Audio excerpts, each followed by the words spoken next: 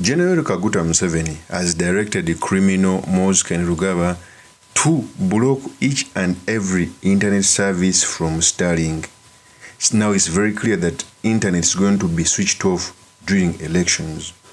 In a letter which was written by Asadu Chigozi, who works from the revenue, he came out to say, and I quote, "Subject restriction on the importation of Starlink technology and communication equipment. This communication serves to officially notify staff about the immediate restriction on importation and custom clearance of Starlink technology gadgets, communication equipment and associated components. Any import declaration of the aforementioned items should be accompanied by a clearance authorization letter from Chief of Defense Force, Uganda People's Defense Force, UPDF. This guidelines takes effect immediately and all staff are expected to adhere to it. Assigned, Asadu Chigozi."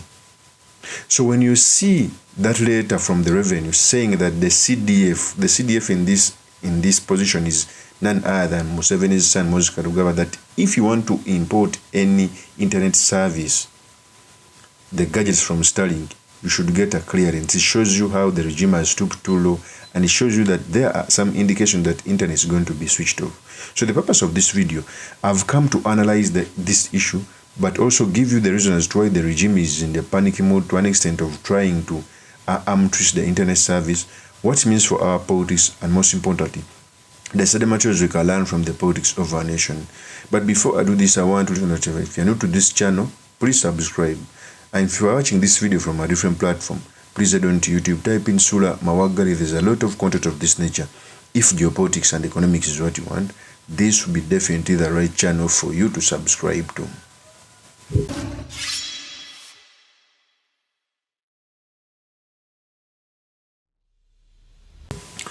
First of all, it has been a norm to switch off internet whenever we elect a leader. In the 2021 general election, internet was switched off. And remember, the election results are normally transferred by internet. So questions arise. 1. How was the Electoral Commission able to transfer results? 2. There is a media station which I don't want to speak right now. It used to get results. How were they able to access results? So it is clear that they worked with the regime to give them the purported result. It's the reason why every time we go in an election, it's normally General Museveni who his results are normally counted from his stronghold, so that is put ahead. Okay? I've normally seen how results are tallied. 2, for the CDF to come out and restrict Starlink. For those who don't know Starlink, Starlink is an internet provider. It uses satellite. In fact, you cannot switch off internet from Starlink because it uses satellites. The internet we use right now are given by telecommunication companies using wires. Because every internet you use in Uganda, they come from wires. The wires are planted from the sea level to Kenya to Uganda, so they can easily be switched off. Starlink brought an internet connection where you can connect through the internet. All you need to buy is a dish. It's like a DSTV, so you can access internet everywhere. So by fear of trying to cut off internet, they fear that people could be accessing internet using Starlink because already it's introduced in Kenya. And what pains me more, the regime is trying to stifle the right to information. If indeed they are not up to something sinister, why do they have to switch off internet? Why do they have to limit internet connections and gadgets? Countries which grow, by the way, use internet as a leverage. In Uganda, it's being used to arm twist political opponents for fear of trying to investigate how results are transferred, for fear of communication. And I keep on telling the opposition, but that we must also plan strategically. There are clear signs that the internet is going to be switched off by this criminal regime, and it's so unfortunate. It's so unfair that the president, after 40 years, directs his son, who is the CDF, okay, to give a clearance about an internet technology. Remember, in this economy, there are some people who earn a living through these technologies, who sell these gadgets. For example, I also had a plan to buy Starlink because it provides cheaper internet. But if they restrict it, and remember, if they restrict it during election, they may restrict it forever, which is unfortunate. But all those signs are not signs of bravery. They are signs of a regime that is in panic. They are signs of weakness. I realized one thing is that those in power, we may tend to fear those in power because they control the army, but they fear more than how we fear them. And we must continue forcing constitutionalism. We must continue forcing equality in this country. Other than that, one of the clergy came out to also say that those who are saying that after voting should go back home, that cannot happen. And I think that is Pastor Serwada. Pastor Serwada is known as a regime pastor.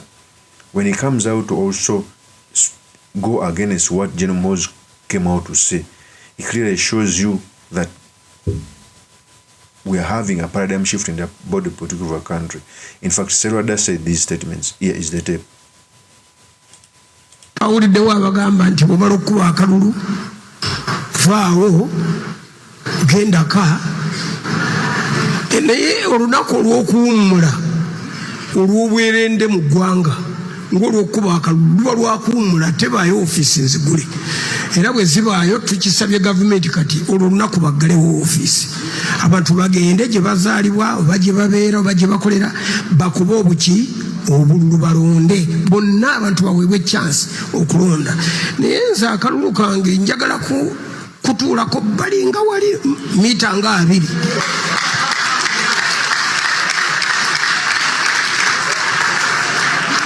nze mbadde sikuumangako kalulu mbadde neemagazamagaza nemmala okakuba nenzija wano nendaga ekigalo nga basiimye bataddeko ekikalaamu laba ink laba bwino naye kuolwo nyiza okutwala akatebe ka mwasajjute nenzira mu kimwanyi